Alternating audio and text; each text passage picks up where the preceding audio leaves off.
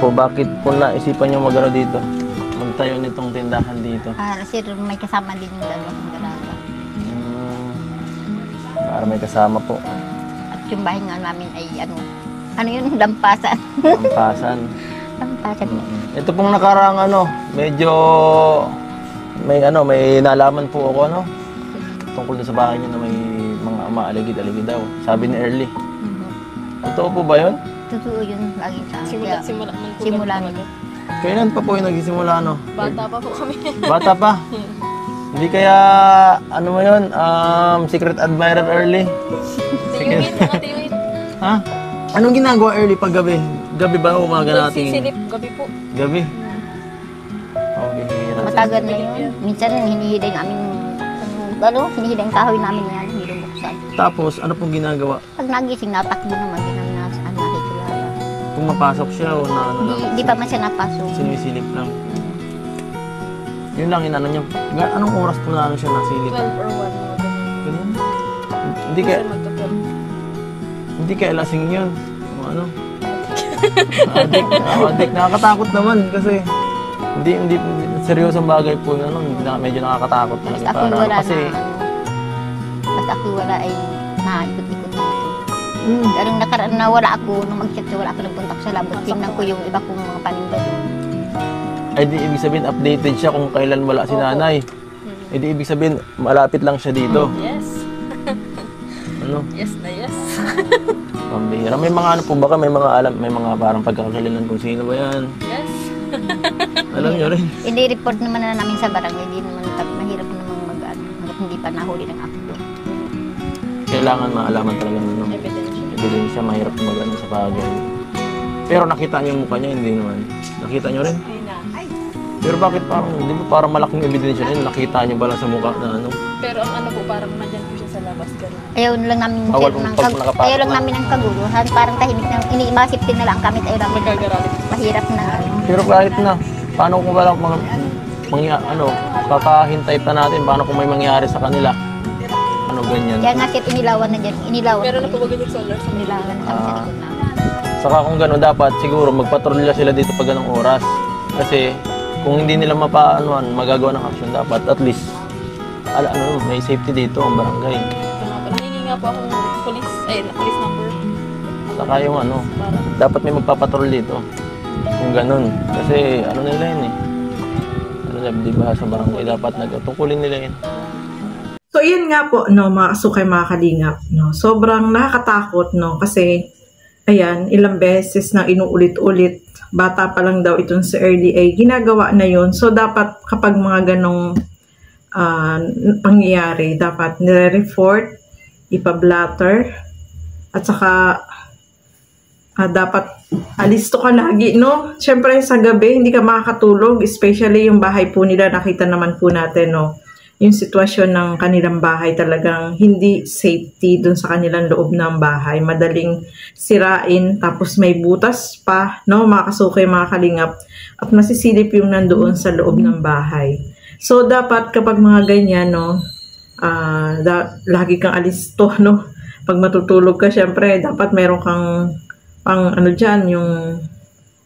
meron kang panghampas o ano pa man na pwede mong magamit, Delikado po yan, kasi puro babae sila, magkapatid, tapos pag yung nanay umaalis na iwan silang magkapatid. So, napakadelikado yung kanilang kalagayan. Kahit nga si Kalingap Edo ay sobrang nag-aalala po sa kanila, dahil alam naman natin, kapag mga ganyan, baka hindi natin alam, baka nakainom yan, o ano pa man, o talagang mayroong pagnanasa dito kay Early, mga kasukay, mga kalingap. So, napakadelikado, wag na nating antayin na may masamang mangyari pa sa kanila, mga kasukay, mga kalingap. Buti na lang, itong si nanay, naisip niya na diyan gumawa ng tindahan para nandiyan siya sa gabi.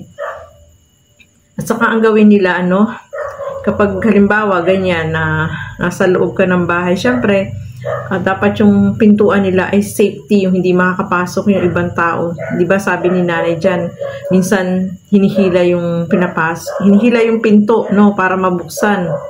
So napakadelikado, nakakatakot, no? Kahit kita mo naman yung expression ni Kalingap Edo, sobra po siyang nag-aalala dito sa kanila kasi puro babae pa silang nakatira dyan, no? Mga mga Kalingap. Ang babae kapag ganyan, wala kang lalo na kung yung naninilip dyan ay malalaki, di ba? Malalakas yan, no? Mga Kalingap. Kaya dobling ingat, no? Yung bahay po nila ay sirang-sira, no, mga Kalingap. At yung dun sa likod, pwedeng po lumusot doon kung ang hinaharang lang nila yung washing machine. Pwedeng silang pasukin doon, no? Lalo na, puro babae sila doon. Talagang yung naninilip doon ay mayroong pagnanasa dito kay Early, no, mga Kalingap. Kaya sobrang nakakabahala at nakakatakot, no, mga kasukay. Kaya dapat yung kung nakita nila, no, kagaya niyan, kilala nila kung sino, siguro mas maganda videohan nila, no, para may ebidensya, no, mga Kalingap, para ayan, kapag ganyan na irereklamo nila sa barangay, merong video na ipapakita na talagang yung tao na yun ay nandoon at gusto niyang pumasok, naninilip siya doon. Sabi nga diyan, sumisit-sit pa, no. Grabe, no? Malakas pa ang loob, no? Mga Kalingap. Nakakatakot kaya yung ganun. Kasi hindi ka safety kahit sa loob ng bahay nyo, hindi ka safe kasi merong masasamang loob na gustong pumasok doon sa loob ng bahay nyo. Kaya nakakatakot po, mga Kalingap, no? Saka, grabe. Wala Kakatakot. lang naman ako, sila lang yung dalawa. Ano pong pinakamalalang ginawa nila sa dito ng mga... Yung sa akin, yung tulog ako yan. Nasit at nasilip. Nasit-sit? Pambihira. Hindi mahirap Ay, nung pag nasa loob kayo lang ng anong ginagawa mo, Early? Nakapatay mo lahat ng ilaw, tinitignan ko, pinagbamasdan ko. Hindi ka nasigaw, hindi ka nang lalaban. O ano? Hindi, pinasabi ko, ano ba silip? Nagano na kasi nakapagana. Tapos barato ka na nakas doon, isang pupunta. Pambihira. Hindi ko makahuli. Sabi mo kanina simula bata pa, tapos nag-stop ulit ba o ano? Hindi, iba't iba po. Iba't ibang ano? Ba't ibang nasunta? Iba't ibang tao? Kung mga kaya sir dito sa amin mga babae na ang naiiwan dito. Meron nga akong anak, pero pambihira naman dito umuwi. Lalo na't maripat na siya sa Kalangkaban, meron siyang sariling Sino bahay. po? Yung isa kong anak. Yung lalaki? Pag wala ako dito, natutulog. Pero kahit nandyan yung anak ko, hindi natatakot. Sa akin yung natatakot talaga. At kisikukan ko talaga ng mainit sir ay pagkakita ko. So, ibang klase. Nakakatakot. Para maibilin siya meron mainit. Ito yung inaayos ni nanay, oh. Hindi na baga pantay. Oh. Ito, nakaluwa na, oh. Luwa na ito sa ano.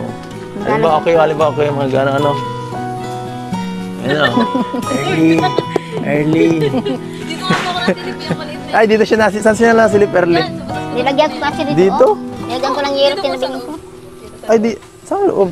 Dito sa Paano siya nakakasilip? Ay, dito siya May nasilip. kortina po ba ganyan? Yan, nilagyan namin kortina. Sir. Paano siya nasilip? Ganito siya nasilip? Nilagyan namin kortina yan. Kaya Early.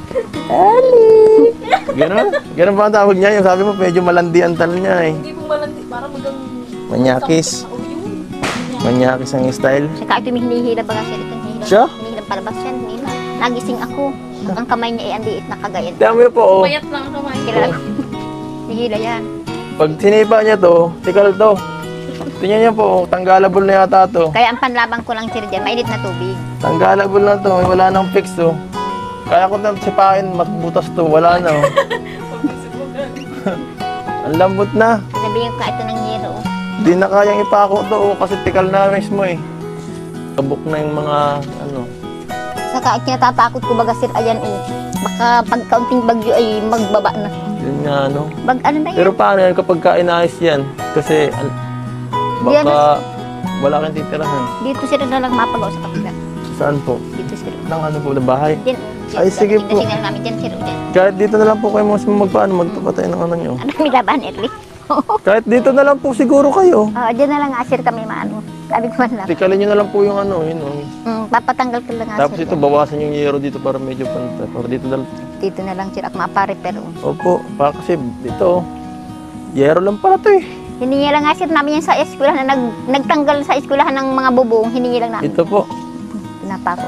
talaga. nakita po natin mga kasukay, mga kalingap, yung sitwasyon at kalagayan po ng bahay nila. Kahit si Kalingap Edo ay willing siya na tumulong para mapaayos itong bahay nila, no? Kita naman po ninyo na talagang kailangan mapaayos kasi talagang sira. Sobrang kawawa po sila, no? Si nanay nagtatrabaho, tapos itong si Erlyn ay pumapasok, no, sa school. Pero kahit na ganyan, ay talagang makikita mo sa ano ni Erlyn na kahit may problema siya, hindi niya pinapakita na mahina siya, no. Yung ngiti nga niya, yung tawa niya, parang walang problema, parang ganun yung pinapakita niya na strong siya, no, mga kasukay, mga kalingap. At deserve naman po nila na matulungan. Kahit sabi nga ni Kalingap Edo, sa sino man na gustong tumulong, no, willing siya na kung may tutulong po ay pwedeng magbigay, tumulong para mapaayos itong bahay nila, Erlyn. Kasi talagang deserve naman po na matulungan po sila, no. Kaya pag-iipunan daw ni Kalingap Edo itong pagpapagawa ng bahay nila, Erlyn, no. Sobrang kawawa po sila, no, kasi si nanay nagtatrabaho, pagtitinda lang yung kanilang, yung ginagawa niya, may nag-aaral pa. So talagang kulang at kulang syempre yung kanilang financial na pangangailangan, no. Hindi nga mapaayos itong bahay nila. Buti na lang nandiyan si Kalingap Edo na handang tumulong po sa kanila, no, mga kasukay, mga kalingap. At yun nga, panawagan ni Kalingap Edo, kung sino man yung may mabubuting puso na handang tumulong, ay tulungan po natin na maipaayos itong bahay nila, Erlyn. Kasi talagang sobrang delikado yung kanilang sitwasyon po nila dyan, no. Kasi alam naman natin, puro babae po sila, mga kasukay, mga kalingap. So, ayan po. Maraming salamat po sa inyong panonood. At lagi po natin supportahan si Kalingap Edo, no? Yung kanyang mga upload videos, panoorin po natin. At syempre, supportahan po natin Val Santos Matubang, Kalingap Rob, at Edna Vlogs, at ang inyong lingkod, Gandang Emmy. Sa mga hindi pa po nakapag-subscribe, please subscribe and please hit the notification bell para lagi po kayong updated sa aking mga ina-upload na mga reaction video. So hanggang dito na lamang po muna. Keep safe everyone. Thank you for watching. Mabuhay po tayong lahat. Bye-bye!